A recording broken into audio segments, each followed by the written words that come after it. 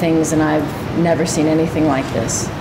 And I have, as you've mentioned, been to Pakistan many times. I am absolutely with you in pushing the international community to do more. Every current effort, and I've seen the Army, I've been with the Army and with my colleagues at IRC, and I've seen those lives who were saved, but I've also seen those who I've been speaking to people and thinking if enough aid doesn't come, they won't be here in the next few weeks. They won't make it. Too many children, so malnourished,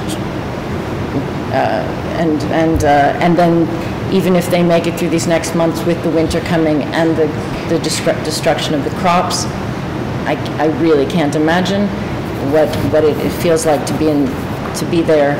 I'm here as a friend to Pakistan and to the many warm friends and relationships I have here, and will continue to return. My heart is very, very much with people at this time.